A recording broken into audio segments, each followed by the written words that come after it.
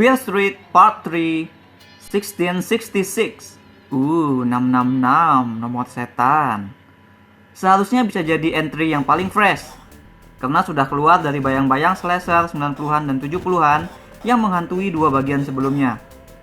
Mestinya di film ini, sutradara Lee Janiak bisa lebih leluasa mengepakkan sayap, ngembangin period horor supernatural yang original, sebab cerita kali ini akan membawa kita mundur jauh ke belakang, dimana nggak banyak yang bisa mempengaruhi kecuali mungkin horor-horor kayak The Witch, yang juga mengusung tentang tema penyihir yang dikaitkan dengan posisi perempuan dipandang oleh pria. Film part 3 ini bekerja terbaik saat berusaha menggali soal tersebut. Akan tetapi, fungsinya sebagai pengikat dan penutup trilogi membuat film ini tak bisa berlama-lama di sana. Yang justru membuat film ini jadi entry yang paling tak bisa berdiri sendiri. Dan untuk membuat hal semakin parah, di bagian terakhirnya ini, film masih berkutat untuk membuat protagonisnya tampak relevan dengan mitologi dan semua masalah pada cerita.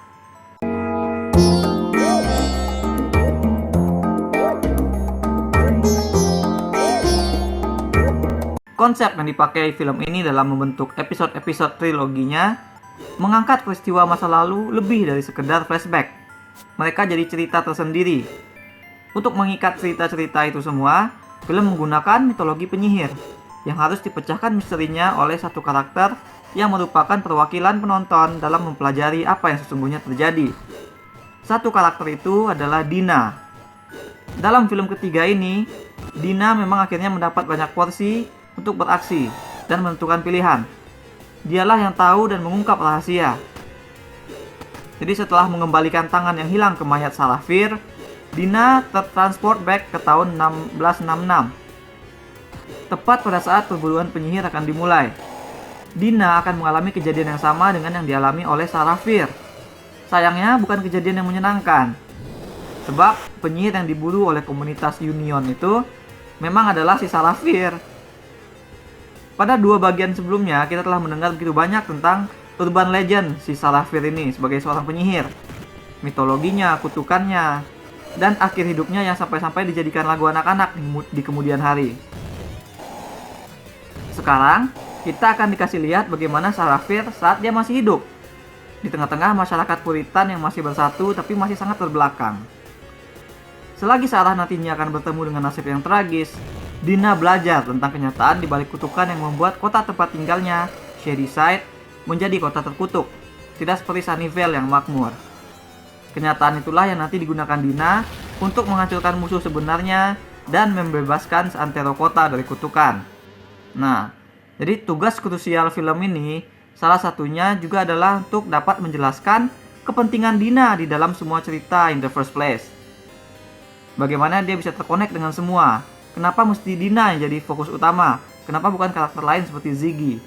Dan di titik inilah, di fondasi awalnya inilah, Fear Street Part 3 masih kesusahan. Sehingga bisa dibilang keseluruhan trilogi ini jadi falls apart. Karena Dina yang menghabiskan seantero film bagian pertama dengan running around, mencari kerelevanan dirinya dengan mitologi, tentu saja oleh skenario akan nanti secara ajaib diungkap bahwa dia punya hubungan dengan penyihir Salafir. Sebagaimana yang akan kita lihat pada film bagian ketiga ini. Dina menjadi Salafir, yang pada era terbelakang itu dituduh sebagai penyihir. Karena dia perempuan yang mandiri, yang capable, yang pintar, dan ya karena dia adalah perempuan yang suka sama perempuan. Nah inilah satu-satunya koneksi antara Dina dengan Sarah. Mereka sama-sama lesbian. Aku benar saat mengatakan di review film bagian pertama bahwa seksual preference Dina yang begitu ditonjolkan. Karena itulah satu-satunya karakterisasi yang dia miliki. Tentu saja aku nggak bilang kalau lesbian itu adalah karakterisasi yang buruk untuk protagonis perempuan. Hanya saja, punya karakterisasi yang sama dengan Salafir tersebut tetap bukanlah alasan yang kuat untuk menjawab pertanyaan kenapa mesti Dina itu tadi. Amin. Masa iya cuma si Dina yang lesbian yang lahir di Shadyside itu dalam rentang waktu 300 tahun? Kan relasi ini terlalu lemah, kepentingan Dina di sini terlalu lemah. Dina harusnya punya relasi yang lebih kuat lagi kepada Salafir. Dan padahal film ini punya banyak kesempatan untuk membuat relasi tersebut lebih kuat. Ya kan, kenapa mereka nggak membuat Salafir itu sebagai leluhur Dina aja? Kan bisa lebih tragis kalau gitu. Karena nanti kisah cinta Dina dengan Sam akan naik status menjadi sebuah takdir. Karena di film ini kita lihat si Sarah tuh juga jatuh cinta sama karakter yang sepertinya adalah leluhur dari Sam. It also would make more sense. Karena memang pada bagian cerita di tahun 1666 ini, kita melihat karakter-karakter yang telah muncul pada 2 film sebelumnya ada lagi sebagai karakter lain yang merupakan leluhur mereka. Ada kakak adik Berman, ada Good, ada teman-teman Dina tahun 94. Mereka semua diperankan oleh aktor yang sama dengan yang memerankan mereka di karakter sebelumnya. Tapi Dina dan Salafir diperankan oleh 2 aktor yang berbeda, Kiana Madeira dan Elizabeth Scopel. Nah kan jadi aneh, kenapa Dina sendiri yang berbeda? Kita nggak lihat ada Dina lain gitu. Kita nggak lihat Dina yang lagi jadi Salafir bertemu dengan Dina versi 1666 di dunianya. Kan lucu, masa Dina nggak punya leluhur gitu kan? Padahal adik Dina dan adik Salafir di sini tuh diperankan oleh aktor yang sama. Jadi adiknya sama, kenapa dianya nggak gitu? Yang bikin makin lucu adalah aku nggak yakin kalau Salafir yang asli itu berkulit hitam kayak adiknya. Jadi aneh kepentingan si Dina ini gitu. Nah, kalaupun memang Salafir bukan leluhur Dina, kenapa saat cerita bagian ini yang kita lihat itu tidak tetap Salafir yang asli aja gitu? Kenapa mesti si Dina itu? Jadi keberadaan Dina yang didempetkan dengan Salafir ini benar-benar mess up. Benar-benar terasa seperti film ini try too hard untuk meyakinkan kita bahwa Dina punya tempat di cerita ini. Aku lebih prefer kalau protagonis utama cerita ini adalah si Brita, alias si Ziggy. Karena Ziggy inilah yang telah benar-benar kehilangan, yang benar-benar kena dampak kutukan. Ziggy punya sesuatu yang tidak dimiliki oleh Dina, yaitu koneksi personal ke pelaku yang sebenarnya, yang juga udah terestablish banget dari film sebelumnya. Atau kalau bukan Ziggy, ya bikin aja si Salafir asli yang jadi tokoh utama kali ini. Dari posternya udah make sense. Udah kelihatan kalau sebenarnya yang lebih cocok jadi tokoh utama itu ya Salafir beneran, bukan Dina. Kan poster film pertama, posternya Dina tuh. Jadi ceritanya tentang Dina. Bagian kedua tentang Ziggy, posternya Ziggy. Nah, bagian ketiga, posternya random banget, malah leluhur Sam yang mejeng.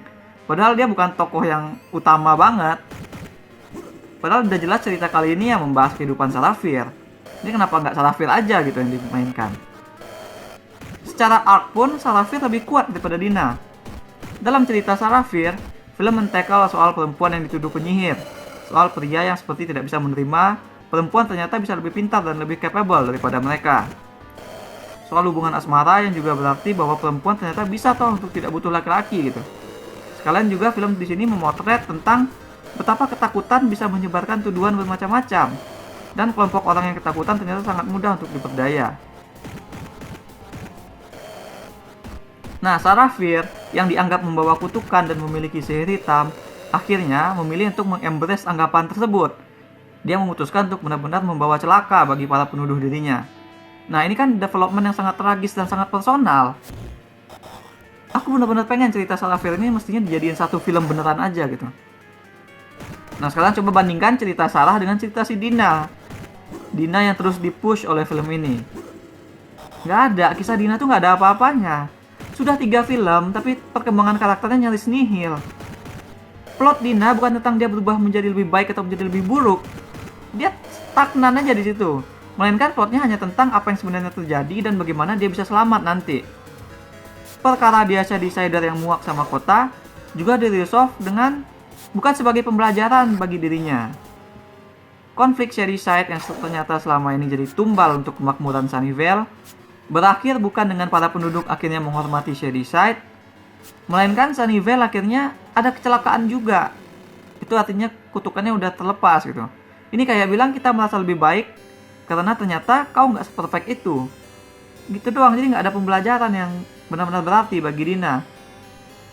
Usaha film untuk membuat Dina ini seolah sepenuhnya adalah cerita miliknya, pada akhirnya tetap sia-sia karena film harus tetap meng-acknowledge bagian ketiga ini bahwa terdiri dari 2 bagian, 1666 dan 1994 lagi. Ini menciptakan problema baru.